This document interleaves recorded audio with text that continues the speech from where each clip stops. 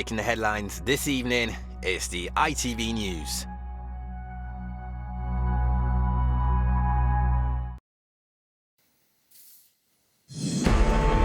Downing Street is standing by as staff await the much-anticipated Sue Gray report into lockdown parties. The Prime Minister and the rest of us will have her report within days, and she will release photos of the parties she investigated. Also ahead, more cases are being detected every day. The latest warnings over the spread of monkeypox. The final minutes of the final day in a brilliant title race. Mission accomplished in the Premier League. And celebrations on the blue side of Manchester. Pep's players clinched the title, but it was a dramatic final day right up and down the Premier League table.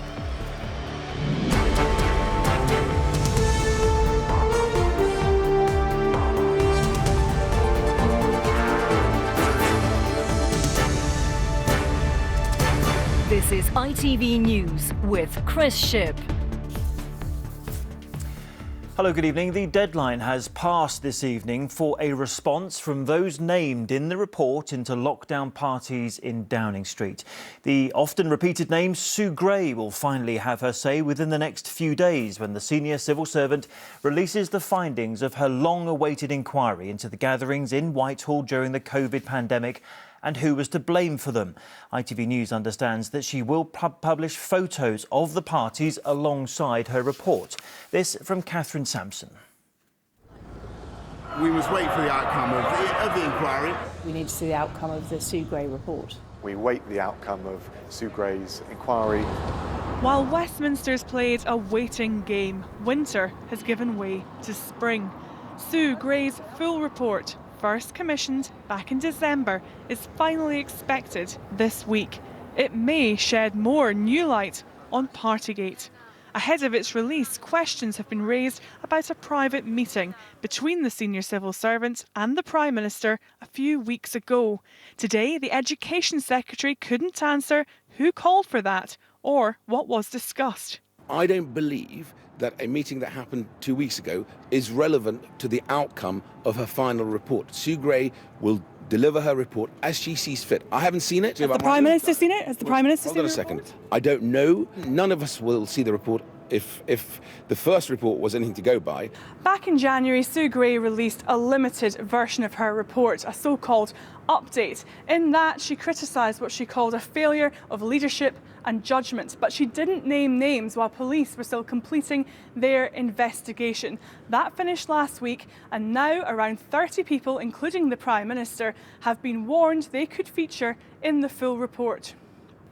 Labour says it's important civil servants aren't left to take the rap. I've got trust in the integrity of Sue Gray, but what we know already from what the Metropolitan Police have uncovered is there was a culture of breaking the rules in Number 10, which sadly, culture comes from the top. This fictional party was a business meeting. This leaked video of a Downing Street spokesperson laughing about a Christmas party led to her resignation.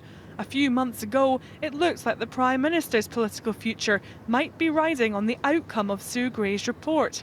But despite receiving a fine, he's been surviving pressure as Downing Street braces for what they hope will be the final word in the Partygate saga. And Catherine is here now. So, Catherine, this deadline was at, 5 o'clock tonight? So what more do we know? Yeah, that's right. And that was the deadline for the people who were being warned that either they would be named directly or perhaps easily identified in some way by this report. We haven't heard of any objections. The Cabinet Office won't comment. So I think we can pretty safely assume this report is coming this week. And the expectation people have been working towards is midweek, because Parliament is breaking for recess on Thursday. In terms of what's in it, yes, ITV News understands there will be photos of Downing Street parties. On the one hand, you might see danger for the Prime Minister in that, because photos do stick in the public imagination. On the other, some might say, well, Downing Street could be relaxed about that. Perhaps these photos will show less wild parties than people were imagining. Either way, expect to hear from the Prime Minister in Parliament once the report is out. OK, going to be a busy week. Catherine, thank you. The energy supplier E.ON has predicted that 40% of its customers will be in fuel poverty by this autumn. Its chief executive warned that more and more people are falling behind with their energy bills and called the rise in energy prices unprecedented. ScotRail will run a reduced timetable from tomorrow with cuts to around 700 services because a pay dispute has led to driver shortages. First Minister Nicola Sturgeon says an agreement on fair pay would need to be reached before the usual timetable can be reinstated. Belgium has become the first country to introduce quarantine for confirmed cases of monkeypox. Meanwhile, here, the UK's Health Security Agency has warned cases are rising every day. 20 confirmed cases are known, but that is expected to rise. Charlie Frost reports. Just a week ago, few in Europe and America were concerned about monkeypox. Now, as cases rise, President Biden says it's a threat that shouldn't be ignored. It is something that everybody should be concerned about. We're working on it hard. It is a concern in the sense that if it were to spread, it's consequential. As well as in America, Canada and Australia, there's also confirmed cases in 10 European countries. Today, Belgium became the first to introduce a compulsory 3-week quarantine. What Belgium is doing, I would expect anyone to do, which is, if you are a case of a monkeypox infection, of course you will be out of circulation. Monkeypox is a relatively mild illness spread by close skin contact. The first symptoms include a fever, swollen glands and exhaustion, followed by a rash. Scientists are trying to figure out why transmission outside of Africa is happening now. The UK's Health Security Agency warning new cases are being detected every day. We would recommend anyone who's having changes in sex partners regularly or having close contact with individuals that they don't know to come forward if they develop a rash. Governments are now stocking up on smallpox vaccine, which offers some protection. But there is confidence from health experts that this disease can be contained. Charlie Frost, ITV News. It is 5 years ago today that thousands of Ariana Grande fans spent an evening at a concert at Manchester Arena. It was a night which would end in horror.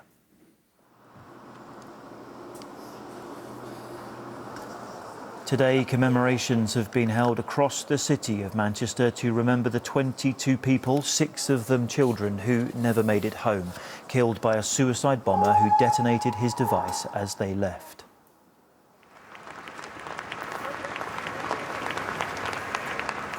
Survivors and relatives of the bereaved lined up today with competitors at the start of the Great Manchester Run for a minute's applause. It could have divided us, but it didn't. It did the opposite. It brought us together. I remember running around these streets days after the attack in this race with tears streaming from my eyes just because of the number of people who were out. And today will be poignant as well.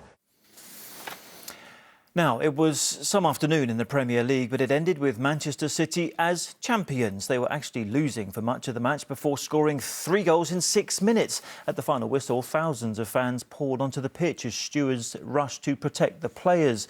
Footage from the Etihad Stadium shows the Aston Villa goalkeeper being assaulted. The club doesn't know if it was deliberate. His manager, Steven Gerrard, was furious and said City had questions to answer.